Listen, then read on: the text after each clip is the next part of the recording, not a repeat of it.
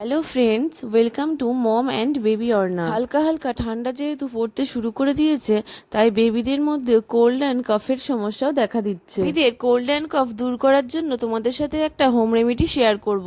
এই হোম রেমেডিটি বানাতে যেই ইনগ্রেডিয়েন্টসগুলোর প্রয়োজন সেগুলোর বেশিরভাগটাই বাড়িতে হাতের সামনে পেয়ে যাবে। এখানে আমি নিয়ে নিয়েছি তুলসী পাতা, লবঙ্গ, দারচিনি, গোলমরিচ, আদা আর বাসক পাতা। এগুলো সব ভালোভাবে পরিষ্কার করে ধুয়ে নিতে হবে। আর একটা ইনগ্রিডিয়েন্টস নিয়ে নিয়েছি এখানে তাল মিছরি। এবার আমি সিরাপটি বানিয়ে নেব।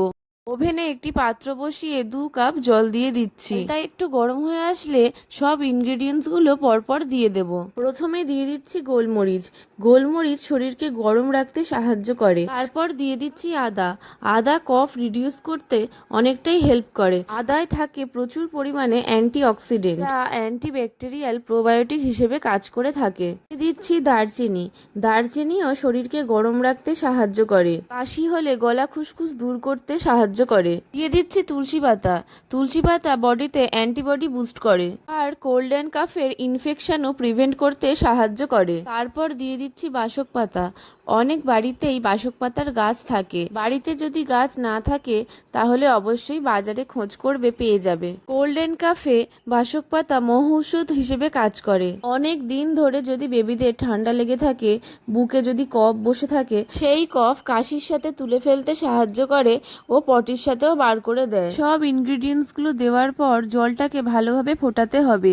2 কাপ জল দিয়েছি, সেটা ফুটিয়ে 1 কাপে নামাতে হবে। কিছুক্ষণ জলটা ফোটানোর পর এবার দিয়ে দিচ্ছি তাল মিছরিগুলো।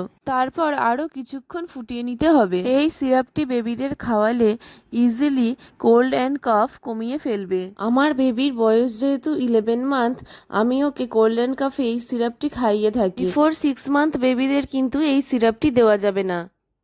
জল যত ভালোভাবে বয়েল হবে ততই ইনগ্রিডিয়েন্টসের এক্সট্র্যাক্টগুলো জলের সাথে ভালোভাবে মিশবে। জল অনেকক্ষণ বয়েল হয়ে 2 কাপ থেকে 1 কাপে নেমে এসছে।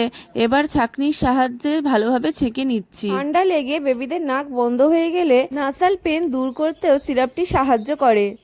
এবার আসি কতটা পরিমাণে এই সিরাপটি বেবিদের খাওয়াবে। 1 বছরের নিচের বেবিদের 1 চামচ করে দিনে 3 বার খাওয়াতে হবে। আফটার 1 ইয়ার থেকে 2 চামচ করে দিনে 3 বার। সিরাপটি একটি বোতলে ঢেলে ফ্রিজে স্টোর করে রাখবে। যখন বেবিকে খাওয়াবে হালকা উষ্ণ গরম করে খাওয়াবে।